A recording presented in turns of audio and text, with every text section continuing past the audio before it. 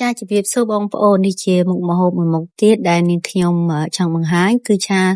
ក្តៅសាច់មាន់ណាឆាក្តៅសាច់មាន់នេះគឺវាងាយស្រួលធ្វើទេបងប្អូនមានអីពិបាកអីហើយគ្រឿងផ្សំវាមានដូចជា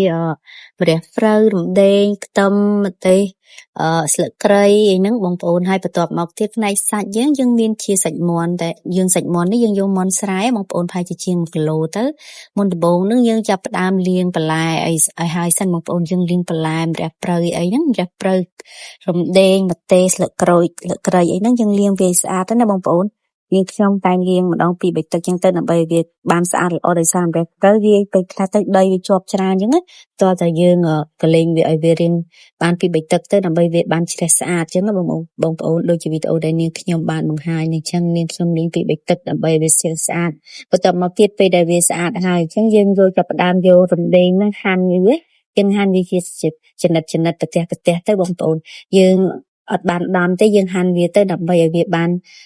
ចេញក្លិនមកហើយណាមួយវារៀងស្អាតដែរបងប្អូនហើយចំណែកឯស្លឹកគ្រៃយើងចង់ចិត្តមិនក៏បានដែរបងប្អូនយើងអាចជីឈូសវាឬក៏យើងធ្វើឲ្យវាស្ដើងក៏បានតែនាងខ្ញុំចិត្តបិឆិតដើម្បីកុំឲ្យវាបើយើងចិត្តវារៀងល្អិតពេកស្ញាញពេកទៅវាជាប់នឹងសាច់វាពិបាកឲ្យកូនញ៉ាំដោយសារនាងខ្ញុំធ្វើនេះធ្វើសម្រាប់ឲ្យកូនញ៉ាំចឹងទៅយើងត្រូវការពេលដែលកូនញ៉ាំទៅគេដួសចេញចឹងកុំឲ្យវាប៉ះវាដោចឹងណាបន្ទាប់មកទៀតគឺស្លឹកក្រូចអីហ្នឹងគឺយើងបេះវាទៅបងប្អូនយើងបេះដំឡូងវាចេញហើយទៅយើងបេះយើងរៀបចំវាឲ្យស្អាតបាតឲ្យហើយបងប្អូនយើងដាក់មួយចានទុកទៅសម្រាប់ពេលណាយើងចាប់ផ្ដើមធ្វើគឺវាងាយស្រួលធ្វើវានៅចិត្តដៃស្រាប់ចឹងទៅវាងាយស្រួលយើងកុំបាក់ពេលយើងធ្វើហើយយើងអត់ទាន់រៀបចំហើយចឹងវាធ្វើវាញ៉ាំឲ្យយូរដូចជាខ្ទឹមក្រហមខ្ទឹមអីហ្នឹងយើងដាក់មកយើងហាន់វាជាដុំដើម្បីយើងទុកលីងវាជាមួយនឹងគ្រឿងនោះទៅ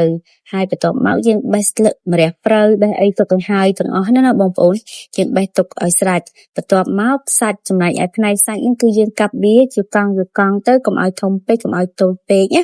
តែមុនដំបូងហ្នឹងយើងដាក់ប្រេងហ្នឹងយើងលីងវាសិនបងប្អូនយើងលីងគ្រឿង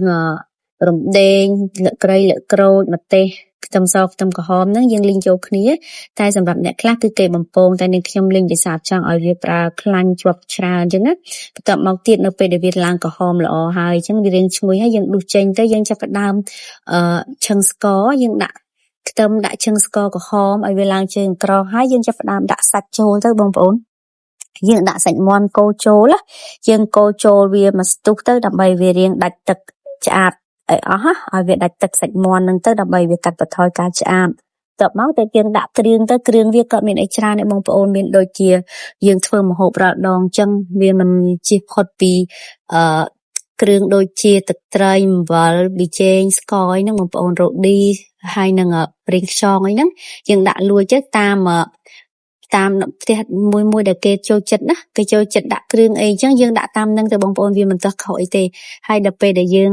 ឆាវាឲ្យបានឆ្អិនហើយយើងចាក់ទឹករំងាស់វានាងខ្ញុំធ្វើគឺរំងាស់វាដើម្បីឲ្យសាច់វាបានផុយល្អ